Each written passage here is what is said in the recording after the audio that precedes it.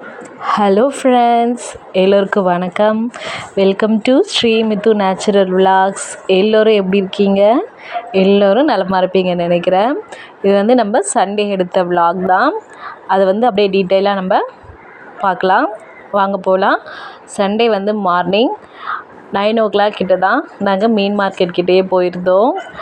ரொம்ப நாள் ஆச்சு மார்க்கெட் போய். என் ஹஸ்பண்ட் தான் வாங்கிட்டு வருவார். இன்றைக்கி ஒரு நாள் நீ வந்து பாரு, அப்புறம் தெரியும் அப்படின்னு சொன்னார். சரி போய் தான் பார்த்துட்டு வருமே, வீட்டிலே இருக்கிறது ஒரு மாதிரி இருக்கேன்னு சொல்லிட்டு கிளம்பி போனோம். போனால் அவ்வளோ கூட்டம்.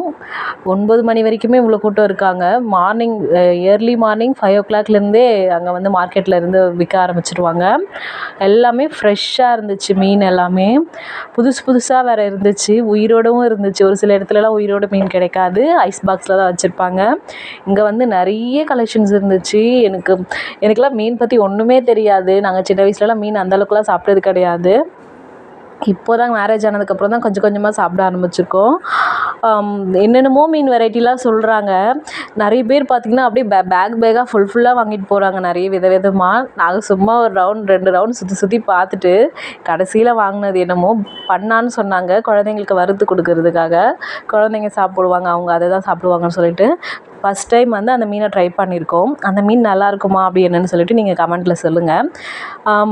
அதுக்கப்புறம் வந்து எறாவும் வந்து கொஞ்சம் ஒரு 1/2 kg வாங்கியிருந்தோம். பண்ணாவும் ஒரு 1/2 kg வாங்கியிருந்தோம். இதுதான் நாங்கள் வாங்கினது. ஆனால் போனது என்னமோ 1 மணி நேரம் சுற்றி பார்த்துட்டு வாங்கினது என்னமோ இந்த 2ம் தான். அதுவே பார்த்திங்கன்னா கிட்டத்தட்ட ரேட் அதிகமாக இருக்குது. எப்படி தான் வாங்கி சாப்பிட்றாங்கன்னே தெரில. மிடில் கிளாஸ்லாம் ரொம்ப கஷ்டம். அவ்வளோ ரேட் சொல்கிறாங்க ஒவ்வொரு மீனுமே. இப்போ எடுத்து வைப்பாங்க பாருங்கள், அதுதான் பண்ணான்னு சொன்னாங்க. இந்த மீன் தான் பண்ணான்னு சொல்கிறாங்க. இது வந்து வறுத்து சாப்பிட்றதுக்கு நல்லா தான் இருந்துச்சு. நாங்கள் மோஸ்ட்லி வந்து விரால் தான் வறுத்து சாப்பிடுவோம், அதுதான் எங்களுக்கு தெரியும். மற்ற எந்த மீனும் மோஸ்ட்லி நாங்கள் வாங்கவே மாட்டோம். குழம்புக்கு வேணால் சங்கரா வாங்கி சமைச்சு சாப்பிடுவோம். இதுதான் எங்களுக்கு தெரிஞ்ச மீனே. அங்கே போனால் மத்திங்கிறாங்க, கெளுத்திங்கிறாங்க, விராலுங்கிறாங்க, அப்புறம் ஷீலான்றாங்க, சங்கரா தெரியும், ஆல்ரெடி தெரிஞ்சது தான். நிறைய டிஃப்ரெண்ட் மீன் இருந்துச்சு. என்ன சொல்கிறதுனே எனக்கு தெரியல. சரி ஏதோ பார்த்து அதை மட்டும் வாங்கிட்டு வேணுன்றதை மட்டும். அப்புறம் வெயில் அதுக்கு மேலே இருந்துச்சுங்க, ஃபுல்லாக கொளுத்தி எடுத்துச்சு.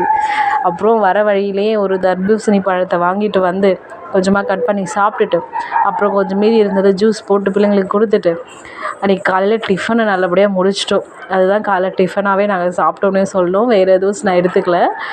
டைமும் ஆகிடுச்சு. வீட்டுக்கு வரும்போதே 10 o'clock மேலே ஆனதுனால அப்புறம் எப்போ சமைச்சி சாப்பிட்றதுன்னு சொல்லிட்டு அதை பிரேக்ஃபாஸ்ட்டாக முடிச்சிட்டோம். அதுக்கப்புறம் சாதம் வச்சு சாதம் ஒரு சைடு போட்டுட்டு, இறால் தான் வந்து தொக்கு மாதிரி வச்சுக்கலாம், ரசம் வச்சுட்டு பரட்டி எடுத்துக்கிட்டால் சூப்பராக இருக்கும் அந்த டேஸ்ட்டு. ஸோ அதனால் சின்ன வெங்காயத்தை நல்லா கட் பண்ணி போட்டு வதக்க ஆரம்பித்தாச்சு. வேறு எந்த மசாலாவுமே நான் சேர்க்கல. ரொம்பவுமே சிம்பிளாக தான் நான் செஞ்சுருந்தேன். வீட்டில் இருக்கிற குழம்பு மிளகாத்தூள் ஆட் பண்ணி தான் செஞ்சேன். அதுவே அவ்வளோ டேஸ்டியாக இருந்துச்சு. ஃபஸ்ட்டு வந்து ஆயில் ஆட் பண்ணிவிட்டு அதுக்கப்புறமா நம்ம வெங்காயத்தை போட்டு நல்லா வதக்கி எடுத்துக்கோங்க. வதக்கி எடுத்துகிட்டு கருவேப்பிலை, அப்புறம் கொஞ்சமாக இஞ்சி பூண்டு பேஸ்ட்டு. இந்த மாதிரி இஞ்சி பூண்டு பேஸ்ட்டு தான் மசாலாவே போட்டது. அது மட்டும் போட்டு நல்லா மிக்ஸ் பண்ணி விடுங்க. நல்லா வதங்கி வந்ததுக்கப்புறமா நம்ம 2 தக்காளி வந்து பழுத்த தக்காளியாக அரைச்சி எடுத்துக்கோங்க. டேஸ்ட் வந்து நல்லாயிருக்கும். அரைச்சி நல்லா அது கூட சேர்க்கும்போது நம்மளுக்கு அந்த கிரேவி கன்சிஸ்டன்சி கிடைக்கும். நல்லா போட்டு மிக்ஸ் பண்ணி விடுங்க. உப்பு வந்து ஆட் பண்ணி வதக்குங்க. நல்லா வதங்கி வந்துடும். அதுக்கப்புறமா நான் வீட்டில் வச்சுருக்கிற குழம்பு மிளகாத்தூள் தான் ஆட் பண்ணியிருந்தேன். 2 ஸ்பூன் போட்டு நல்லா வந்து மிக்ஸ் பண்ணி விட்டோம் அப்படின்னா அது வந்து நல்லா அந்த காரம் வந்து வெங்காயம் கூட நல்லா வந்து அந்த சேர்ந்து மசாலா மாதிரி வந்துடும் நல்லா நமக்கு. இது மட்டும்தான் நான் ஆட் பண்ணேன். வேறு எந்த மிளகாத்தூளோ தனி மிளகாத்தூளோ இல்லை கரம் மசாலா, சிக்கன் மசாலா எதுவுமே நான் ஆட் பண்ணல. ஜஸ்ட்டு இது மட்டும்தான் போட்டு நல்லா மிக்ஸ் பண்ணி அந்த எண்ணெயிலே வந்து வதங்கி வந்ததுக்கப்புறமா நல்லா எண்ணெய் விட்டு பிரிஞ்சு வரும். அந்த ஸ்டேஜில் வந்து நம்ம ஆல்ரெடி அலசி வச்சுருக்கிற ப்ரானை வந்து நம்ம என்ன பண்ணலாம் அப்படின்னு சொல்லிட்டு பார்த்திங்கன்னா, நல்லா வந்து வாஷ் பண்ணி எடுத்துகிட்டு வந்து 1/2 kg வாங்கிட்டு வந்தோம். அதை அப்படியே இதில் சேர்த்து வந்து வதக்கி ஒரு 10 minutesக்கு வந்து சிம்மிலே வச்சுக்கோங்க. சிம்மிலே வச்சு நம்ம நல்லா மிக்ஸ் பண்ணி விட்டிங்க அப்படின்னா அந்த காரம் எல்லாம் போயிட்டு அந்த ப்ரானில் வந்து இறங்கிடும். அதுக்கப்புறமா வேணும்னா நீங்கள் உப்பு வேணும்னா கொஞ்சம் லைட்டாக பார்த்து உப்பு ஆட் பண்ணுறதா தான் ஆட் பண்ணிக்கோங்க. நாங்கள் ரசம் வச்சு அதுக்கு வந்து தொட்டுக்கிறதுக்காக தான் இது செஞ்சுருக்கோம். ஸோ அதனால் நான் வந்து தண்ணி ஊற்றாமல் செஞ்சுருக்கேன். நீங்கள் கிரேவி கன்சிஸ்டன்ஸில் குழம்பா ஊற்றி சாப்பிட போகிறீங்க அப்படின்னா தண்ணி வந்து ஒரு 1/2 கப் வந்து ஆட் பண்ணிக்கோங்க. ஏன்னா இப்போ இது வதங்கினதுக்கப்புறமா இதுலேருந்தே கொஞ்சம் தண்ணி மாதிரி பிரிஞ்சு வர ஸ்டார்ட் பண்ணும். ஸோ அதனால் நீங்கள் எப்போவுமே ஹை ஃப்ளேமில் வைக்காதீங்க. சிம்மில் வச்சே நீங்கள் இதை மிக்ஸ் பண்ணி விடும்போது நல்லா வந்து வதங்கி வந்துடும், நல்லா வெந்து வந்துடும். ரொம்ப நேரம் வந்து நம்ம ப்ரானை வந்து வதக்கக்கூடாது. அது ஒரு மாதிரி டேஸ்ட் மாறிடும், ரப்பர் மாதிரி மாறிடும். கரெக்டான ஒரு 10 மினிட்ஸ்க்கு சிம்மிலே வச்சு நல்லா மிக்ஸ் பண்ணி விட்டு மூடி மிக்ஸ் பண்ணி விடுங்க. கரெக்டாக வந்துடும். அவ்வளோதான், நம்மளுடைய ப்ரான் தொக்கு வந்து ரெடி ஆகிட்டாங்க. அவங்க மேலே அப்படியே கொத்தமல்லியை தூவி அழகாக மிக்ஸ் பண்ணி இறக்கியாச்சு. ப்ரான் தொக்கு வந்து ரெடி ஆகிட்டாங்க. ரொம்ப நாள் ஆச்சு, கிட்டத்தட்ட 1 இயர் 1.5 இயர்ஸ்க்கு மேலே ஆகிடுச்சு நான் அதை சாப்பிட்டேன். ஒரு தடவை வந்து வாங்கிட்டு வந்து செஞ்சோம் ப்ரெக்னெண்ட்டாக இருக்கும்போது, அதோடு செய்யலை, இப்போ தான் வந்து செய்கிறேன். அதுக்கப்புறம் வந்து ரசத்துக்கு வந்து ஆல்ரெடி கூட்டி வச்சாச்சு. ஆயில் ஊற்றிட்டு கடுகு போட்டு பொரிஞ்சதுக்கப்புறமா 2 பல் பூண்டை வந்து தட்டி வச்சுருக்கேன், அதை எடுத்து போட்டு 2 காஞ்ச மிளகாய் சேர்த்துட்டு அது கூடவே கருவேப்பிலை கொஞ்சம் நல்லா மிக்ஸ் பண்ணி விட்டுட்டு, நம்ம ஆல்ரெடி வந்து ரசத்துக்கு நான் ரெடி பண்ணி வச்சுருந்தேன் புளியெலாம் கரைச்சி ஊற்றி எல்லாமே மிக்ஸ் பண்ணி, நான் எப்போவுமே ரசத்துக்கு எல்லாத்தையும் ஒன்றா போட்டு மிக்ஸ் பண்ணி வச்சுட்டு அதை தான் அப்படியே தாளிக்கிறதுக்காக எடுத்து ஊற்றிக்குவேன். ரொம்ப டேஸ்ட்டாக இருக்கும்.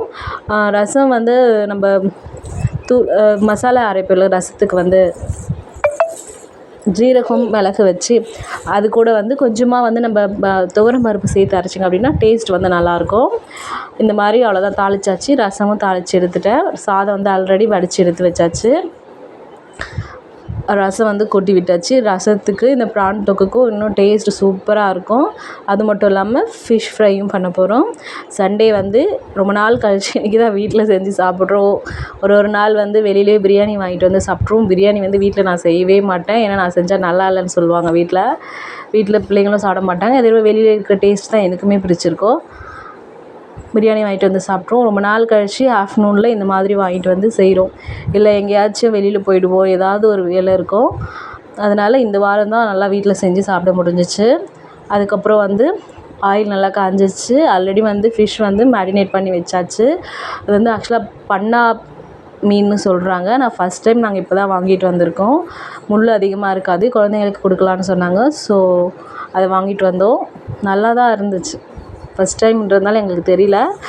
நான் ஃபிஷ்ஷுமே மேரினேட் பண்ணுறது வந்து நார்மலாக நம்ம வீட்டில் இருக்கிற மிளகாத்தூள், இஞ்சி பூண்டு பேஸ்ட்டு வச்சு தான் நான் வந்து நல்லா அதுக்கு மசாலா வந்து ரெடி பண்ணி போடுவேன். அதுவே நல்லா தான் இருக்கும். நான் மற்ற மசாலாலாம் எதுவுமே நான் சேர்க்க மாட்டேன். ஃபிஷ் மசாலா கூட சேர்க்கவே மாட்டோம். சேர்த்து முடிச்சுட்டு எல்லாமே முடிஞ்சு சாப்பிட்டு போய் முடிச்சிட்டோம். அதெல்லாம் வீடியோ எடுக்க முடியல, பிள்ளைங்களுக்கு சாப்பாடு ஊட்டணும், டைம் ஆகிடுச்சுங்கிறதுனால. அப்புறம் எல்லாமே கழுவி வச்சுட்டு கிச்சனே ஃபுல்லாக நீட்டாக க்ளீன் பண்ணியாச்சு. அவ்வளோதான், மண்டேலேருந்து மறுபடியும் ஃபுல் ஒர்க் ஸ்டார்ட் ஆகிடும் இல்லைங்களா. அதுக்கு முன்னாடியே எல்லாமே க்ளீன் பண்ணி வச்சாச்சு. ரசம் மட்டும் மீந்துச்சு, அதை அப்படியே வச்சாச்சு. நைட்டுக்கு ரசம் வச்சுட்டு சாதம் வடித்து சாப்பிட்டுக்கலான்னு சொல்லிட்டு ரசத்தை மட்டும் எடுத்து வச்சுருக்கோம். நீங்கள் எப்படி சண்டேவில் எப்படி உங்களுக்கு போச்சு, நீங்கள் என்ன சண்டே சமைச்சிங்க, நீங்களும் சண்டேயில் இப்படி தான் பண்ணுவீங்களான்னு சொல்லிட்டு கமெண்ட்டில் சொல்லுங்கள். என்னோடய வீடியோ உங்களுக்கு பிடிச்சிருந்தா ஒரு லைக் பண்ணுங்கள், சப்ஸ்கிரைப் பண்ணிக்கோங்க நம்ம சேனலை. உங்களுக்கு தெரிஞ்சவங்களுக்கு ஷேர் பண்ணி விடுங்க. இதே மாதிரி நெக்ஸ்ட் ஒரு வீடியோவில் பார்க்கலாம். பாய். தேங்க்யூ ஃபார் வாட்சிங்.